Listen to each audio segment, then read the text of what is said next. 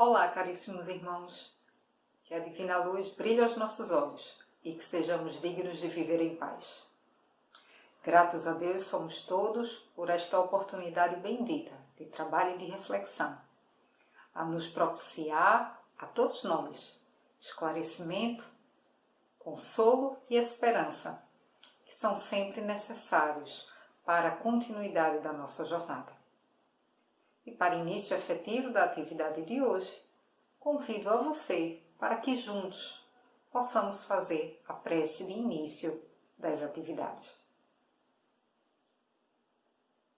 Senhor misericordioso, agradecidos a Ti somos todos nós, pela Tua misericórdia em nossas vidas, a nos propiciar a luz do esclarecimento e o consolo para a nossa jornada.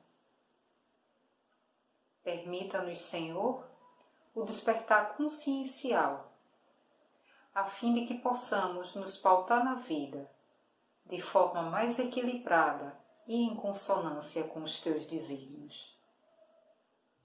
Que esses instantes, Senhor, possam nos auxiliar a todos nós nessa jornada de reconstrução e de refazimento, a fim de sermos exitosos no trabalho valoroso de renovação íntima e de auxílio coletivo. Sê, Senhor, nossa luz, nossa fortaleza e o nosso amparo. Queremos ser contigo, hoje e sempre. Assim seja. A conversa de hoje tem por base um texto contido lá em A Gênese, a quinta obra da codificação kardeciana, mais especificamente o capítulo 17, que já faz parte de um trecho que engloba várias questões relacionadas às predições, um dos grandes temas centrais que fazem parte de A Gênese. E desse capítulo 17, que vai tratar das predições do Evangelho, e especificamente os itens de 3 a 9, são objeto da nossa reflexão de hoje, que são passagens bíblicas, 7 textos do Novo Testamento, textos de autoria de Mateus e de Lucas, que se referem todos eles a predições realizadas por Jesus, considerando desde sempre que, apesar de todo o seu trabalho de amor, ele não seria compreendido e, em razão desse trabalho realizado em favor de todos nós, naquela época e por todo sempre na Terra, ele seria morto. Mesmo sabedor dessa realidade, mesmo anunciando desde o início da sua jornada missionária aqui na Terra entre nós, de que seria morto em razão da incompreensão humana, o Cristo deu continuidade aos seus trabalhos. E quando nós analisamos esses 7 trechos do Novo Testamento que trazem o anúncio de Jesus da sua própria morte, nós podemos, dentre muitos outros assuntos, destacar 2 para nossa reflexão dentro dessa lógica de inclusão temática da Gênese, do livro A Gênese. O primeiro tema seria a noção de tempo, como nós o concebemos nessa nossa realidade terrena humana. E o outro ponto é o valor da integralidade do ser, do espírito. No tocante ao primeiro tema proposto para a nossa conversa, a noção de tempo, a percepção de tempo, é curioso perceber que há essa grandeza da duração do acontecimento das coisas, que é uma das formas que se pode entender o que seja o tempo. Aqui na Terra ela recebe, entre nós encarnados, 3 recortes temporais. O recorte do passado, relacionado àquilo que já aconteceu. O recorte do presente, que está vinculado àquilo que nós estamos experienciando aqui e agora. né, o que está acontecendo neste exato momento, e o recorte do futuro, que diz respeito àquelas coisas que ainda acontecerão, aquilo que ainda se estabelecerá. Os dois primeiros quadros, né, os dois primeiros recortes temporais, o passado e o presente, dizem respeito a questões que nós já conhecemos, porque nós vivenciamos ou estamos vivenciando. Ou o passado daquilo que já vivemos, ou o presente daquilo que se vive. Porém, o futuro, ele é sempre objeto da nossa curiosidade.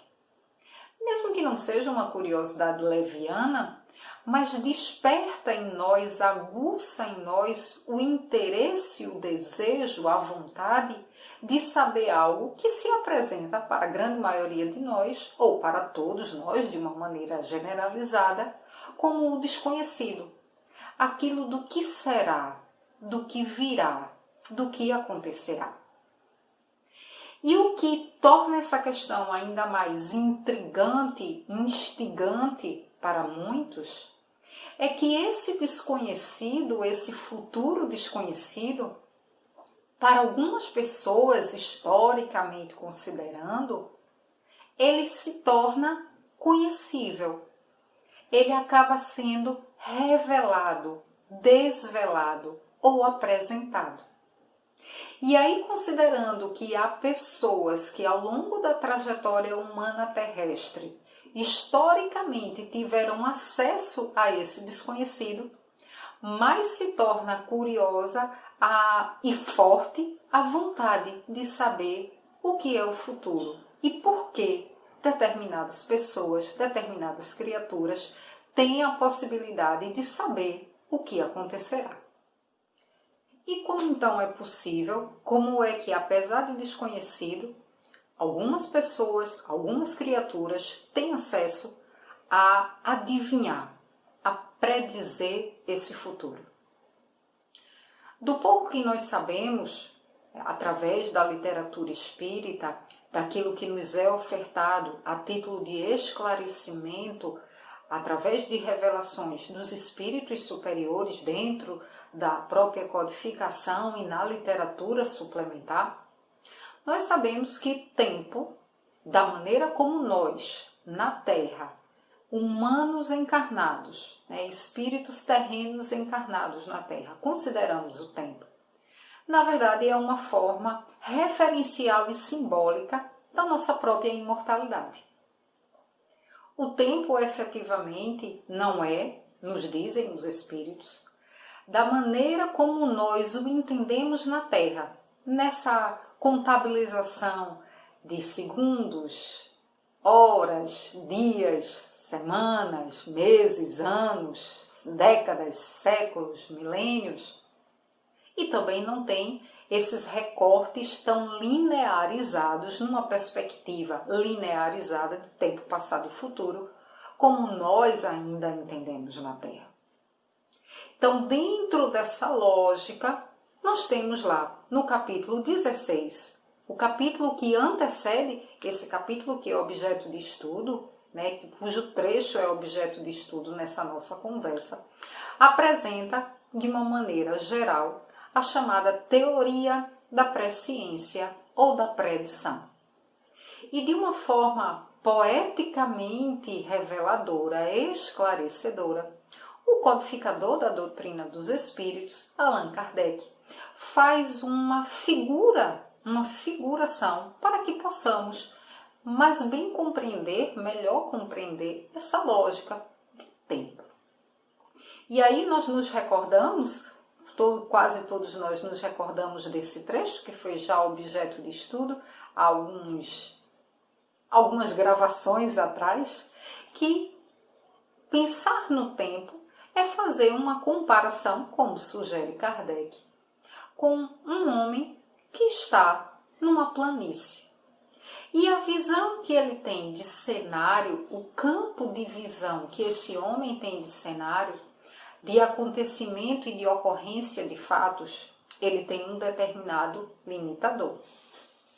diferentemente de um homem que está no topo de uma montanha próximo a essa planície.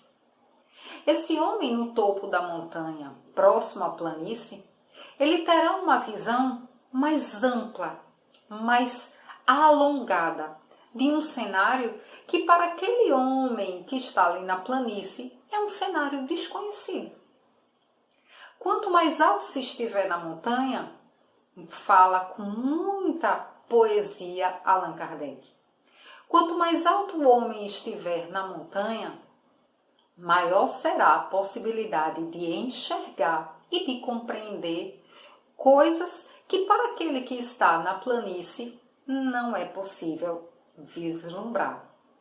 E é por isso que aquele homem que está na montanha, no topo da montanha, ele pode com muita tranquilidade dizer àquele homem que está na planície coisas que para ele que está lá embaixo ainda acontecerão.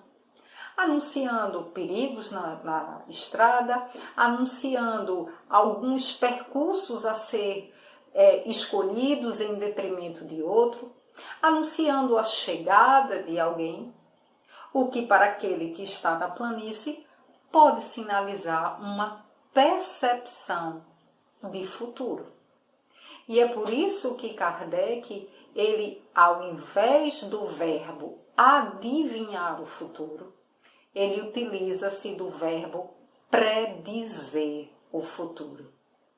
Predizer, no sentido de dizer antes, e usando a figuração que o próprio codificador faz uso, dizer antes porque está numa perspectiva de visão diferenciada, está no topo da montanha, ao invés daquele que está um pouco mais abaixo.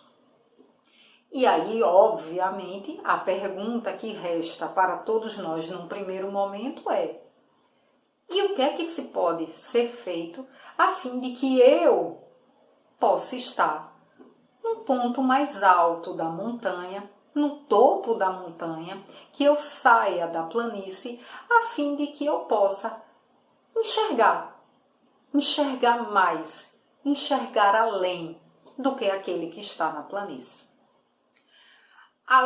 Apesar do pouco conhecimento, da pouca informação que nos foi passada pelos espíritos, a nós enquanto comunidade espírita, em razão, de forma inclusive mais relacionada às nossas próprias limitações morais, às limitações de todos nós enquanto humanidade terrestre. Apesar dessas poucas informações, o que nós já sabemos é que muitos fatores, inúmeras circunstâncias justificam e autorizam o conhecimento de futuro. Variados.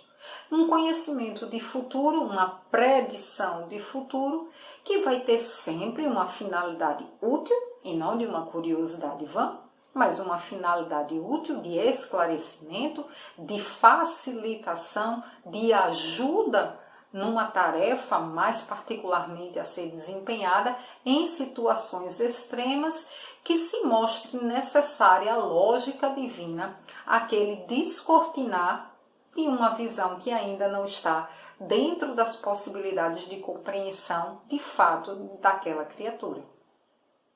Mas para além desses aspectos, que nós não vamos tratá-los agora por não serem objeto direto dessa nossa reflexão, há um que se faz muito presente, que é uma característica o ver esse futuro dilatado, o estar no topo da montanha, para aqueles espíritos cuja moralidade de trajetória individual se mostre diferenciado. Quanto mais moralizado o espírito, mais ele enxerga no topo da montanha.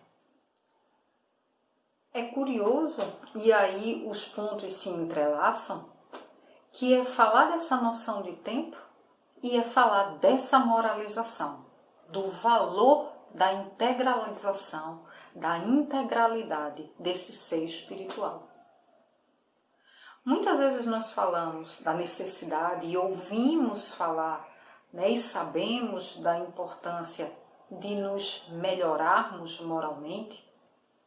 E nós sabemos que esse ser moralizado, esse ser mais evoluído moralmente, ele é um ser que ele vai agregar em si, além, claro, além, obviamente, de uma vivência muito mais íntima, enfática, consciente e ampla do amor, mas ele vai agregar também um cabedal de conhecimentos que o colocam numa posição diferenciada no próprio universo.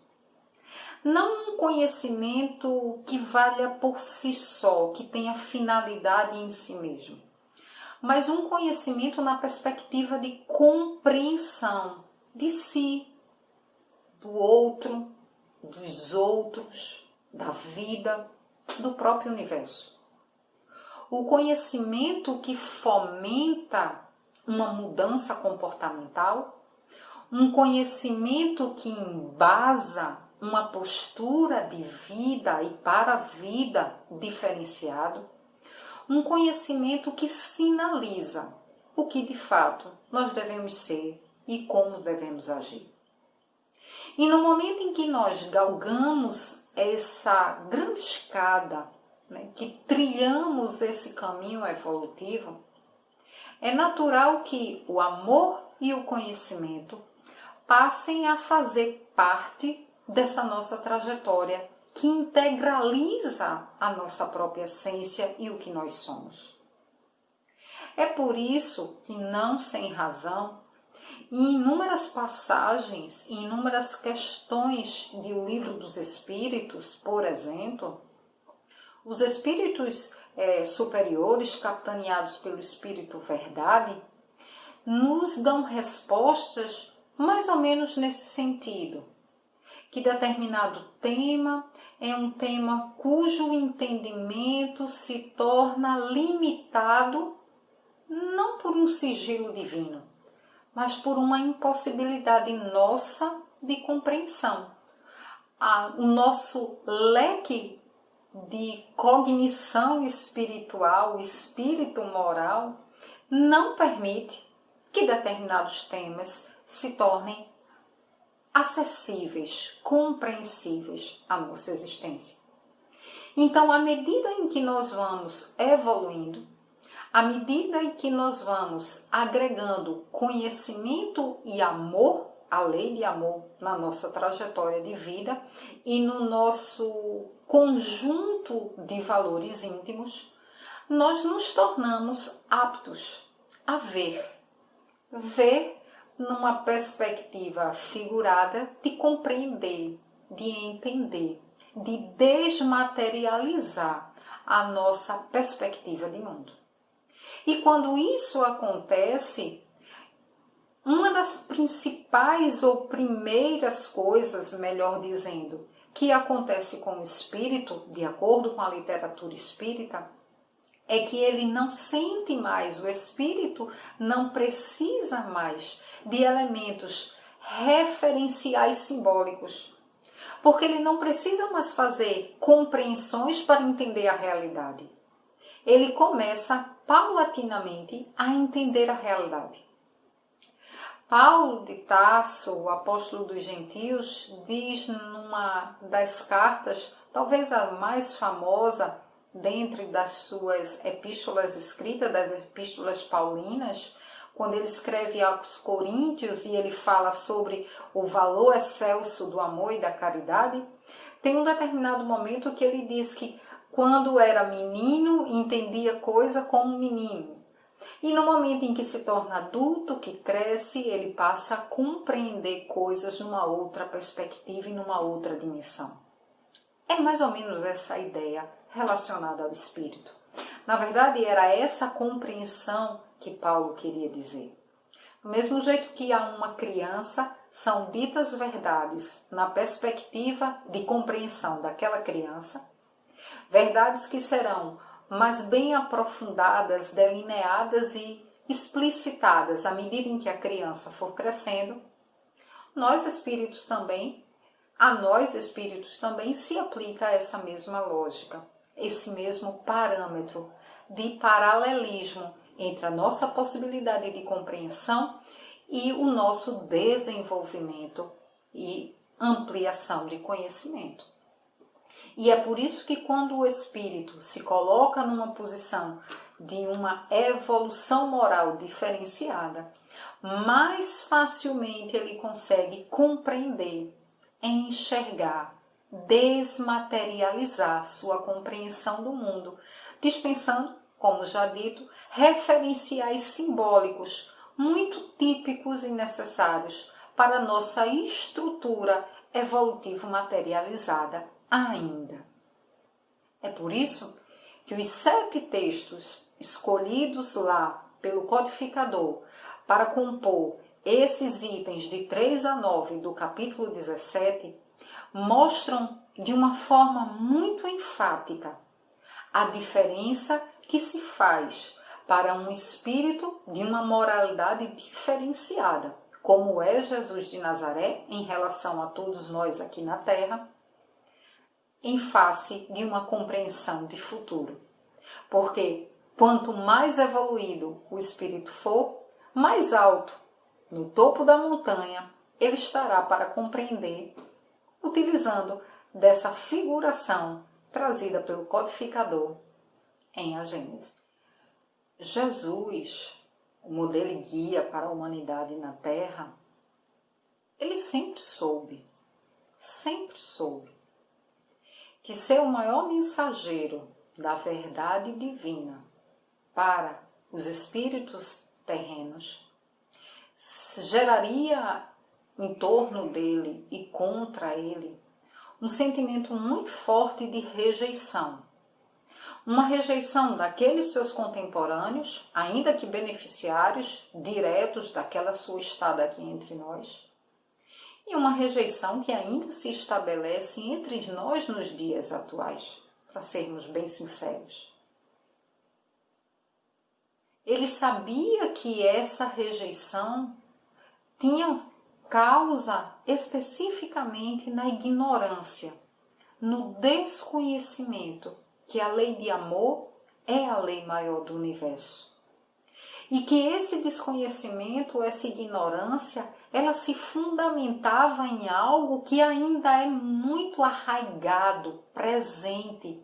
Por mais que tentemos justificar, disfarçar, desculpar, mascarar, mas o egoísmo ainda faz em nós uma morada muito firmemente estabelecida, de alicerces ainda muito profundos, de forma a escamotear muitas das nossas ações com justificativas que não são reais. E que quando confrontados com essa realidade egótica, egóica que ainda predomina em nós, nós nos colocamos numa posição de ataque, seguindo essa lógica ainda predominante do mundo, de que a melhor defesa é o ataque. Jesus sabia que ele seria rejeitado. E ele sabia que essa rejeição seria de um volume tal, que seria de um tamanho tão acentuado, que essa rejeição ocasionaria sua morte. Só que Jesus sabia para muito além disso. Ele sabia também que Pedro renegaria. Como ele sabia também que Judas o trairia.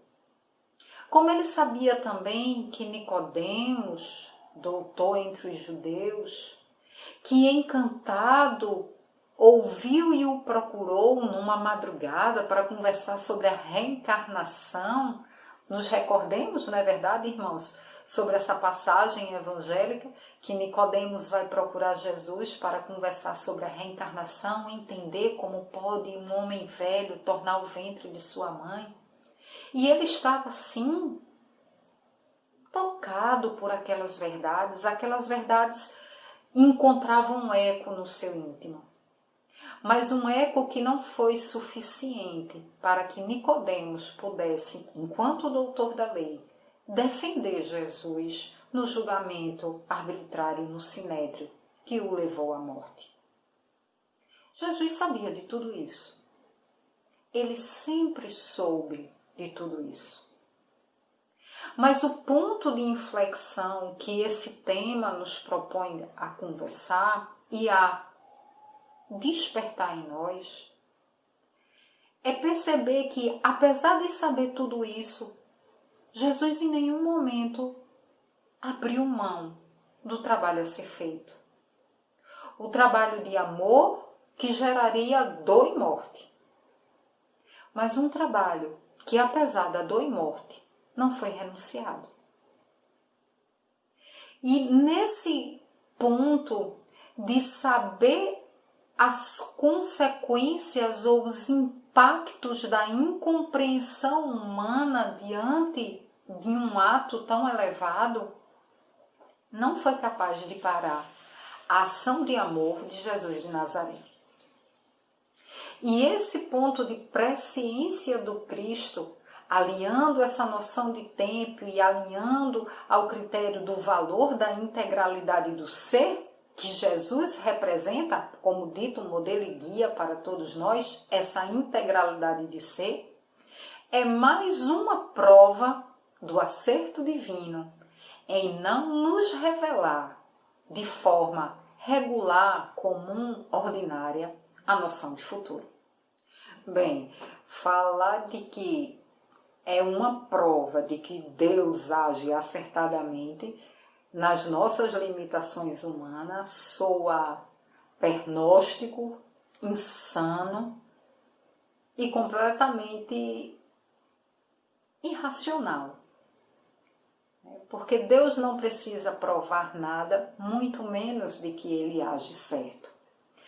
Mas a ideia é de um elemento para nossa limitada compreensão ainda persistente, de que muitas vezes a ação divina, mesmo que para nós incompreensiva, sempre propicia o nosso bem. E é importante ter isso sempre, em todas as épocas, em mente. Por mais incompreensível que seja os desígnios de Deus, e aqui não se trata de uma lógica de mistério, né? O Espiritismo ele não trabalha com essa baliza de mistério divino, mas ele trabalha, como já reforçado, com a lógica da impossibilidade momentânea, temporária de compreensão dos espíritos de determinadas realidades, circunstâncias e ocorrências. À medida em que nós vamos evoluindo, nós vamos entendendo. Mas é importante saber e lembrar sempre, mais do que saber, lembrar sempre, que Deus é por nós. Que Deus não está quebrando uma luta, né, um braço, aquela brincadeira de puxar corda para ver quem é o mais forte, quem é o mais fraco. Essa não é a lógica divina. Deus é sempre conosco, Deus é sempre por nós. Obviamente, numa perspectiva de compreensão de fatos, e aí usando esses recortes temporais de passado, presente e futuro, que para nós ainda é incompreensível.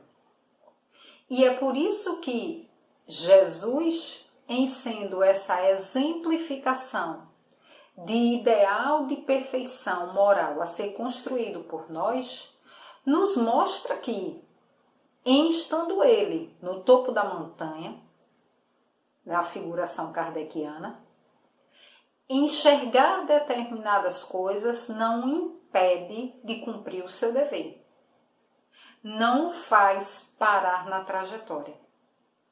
Porque lá em outra obra kardeciana, mas não integrante da codificação espírita, né, do Pentateuco espírita, em obras póstumas, há um texto de Allan Kardec falando sobre o conhecimento do futuro, que ele, com base no ensinamento dos espíritos, ele deixa de forma muito clara para nós que hoje, na nossa realidade espiritual, na nossa realidade evolutiva, o desconhecimento do futuro está eleito por Deus como a regra geral da nossa vida pelo simples fato de nos auxiliar na jornada.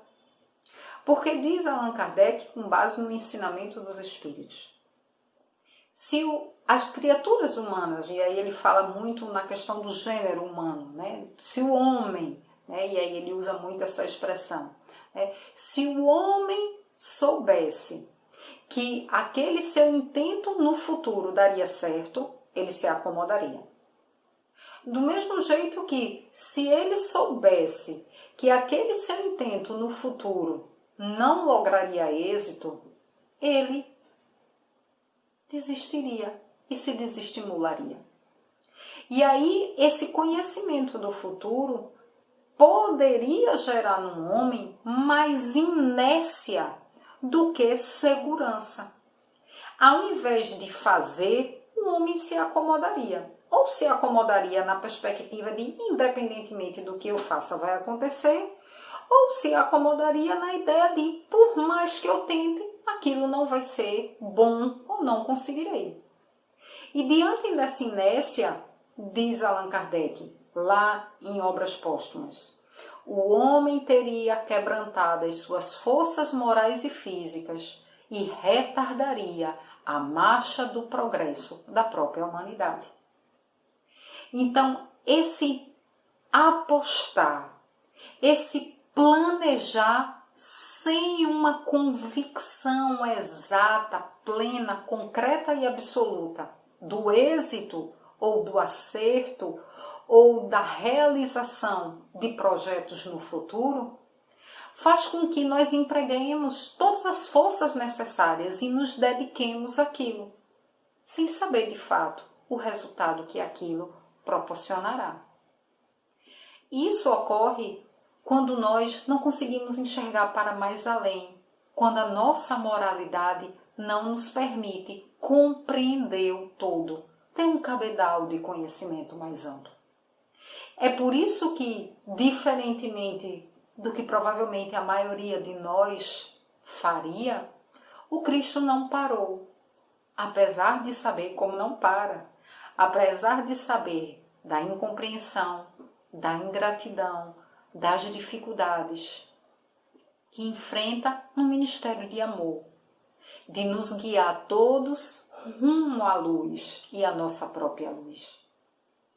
Será que nós seríamos capazes de permanecer fiéis a um trabalho assumido, um trabalho de amor em favor de alguém, sabendo que no futuro aquela criatura beneficiária do nosso agir nos devolveria com ingratidão, por menor que fosse, aquele momento de dedicação que tivemos para com ela?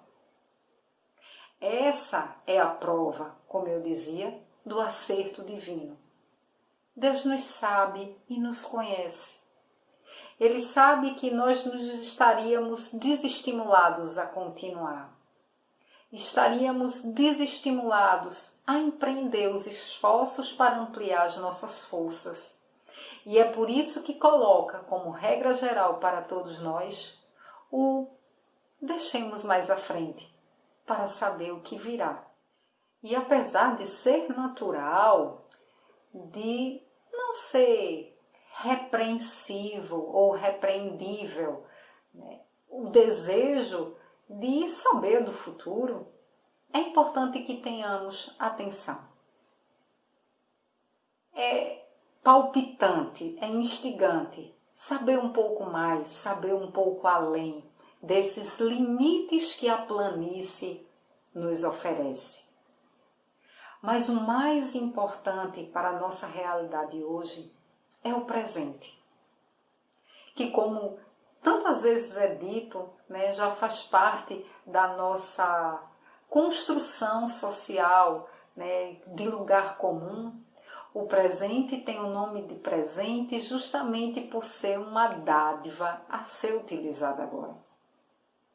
O futuro ele é instigante e o futuro ele deve ser trabalhado nessa exata medida de um planejamento possível. Mas um planejamento possível a partir das ações do agora, neste agora, deste presente a ser vivido.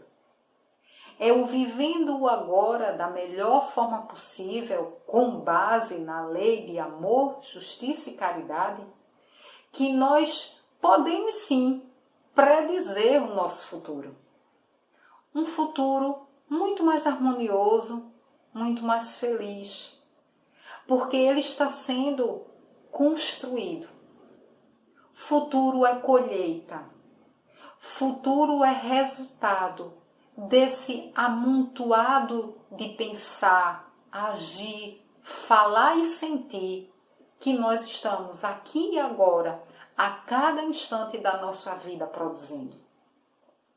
O futuro, para além de se saber como será, o que será o amanhã, como diz o cancioneiro popular, é saber que esse amanhã é o resultado desse nosso hoje, do feito agora, do feito conscientemente, com base no amor agora.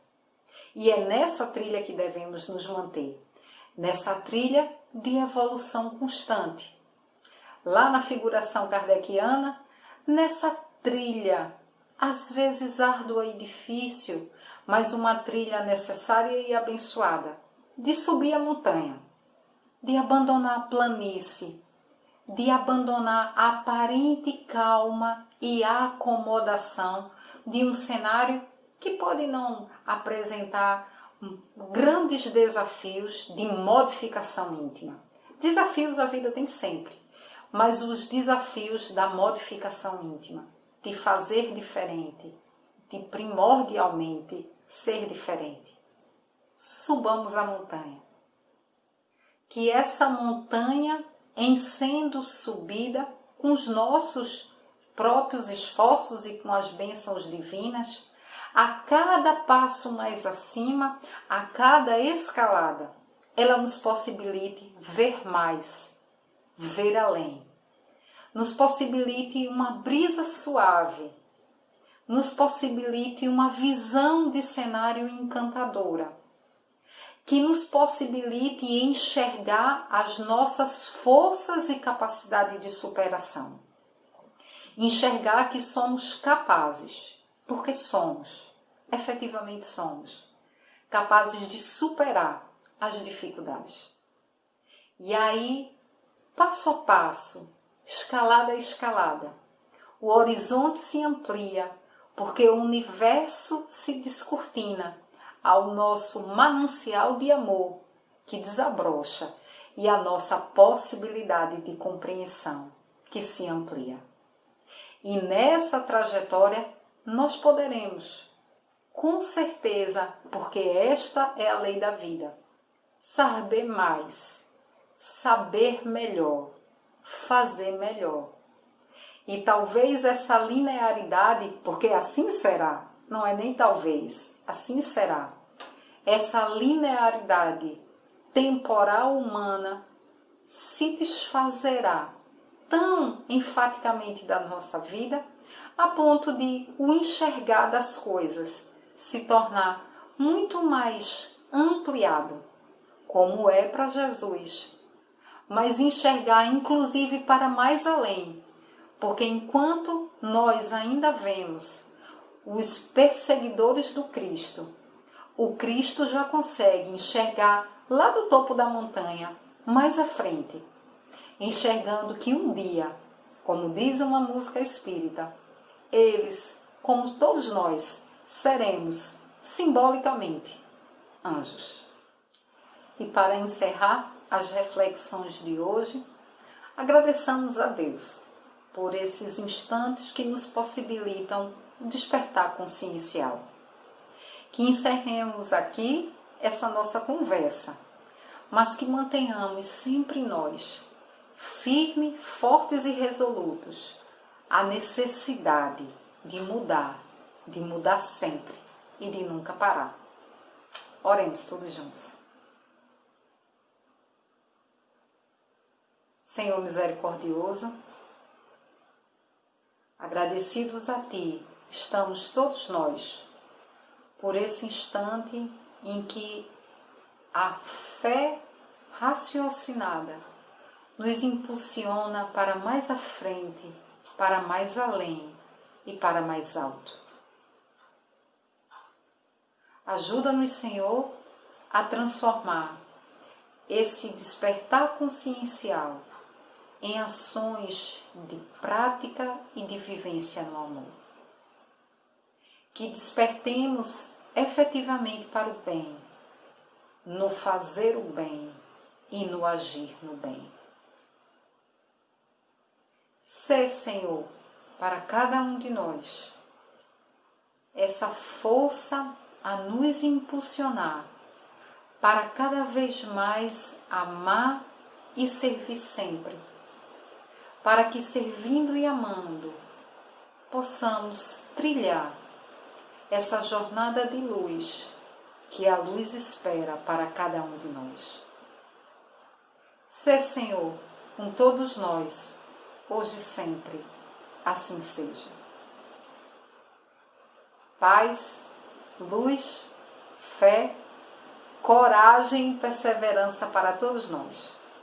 Que o Senhor nos abençoe, que Ele seja conosco, que nós sejamos com Ele. E até a próxima, se Deus quiser.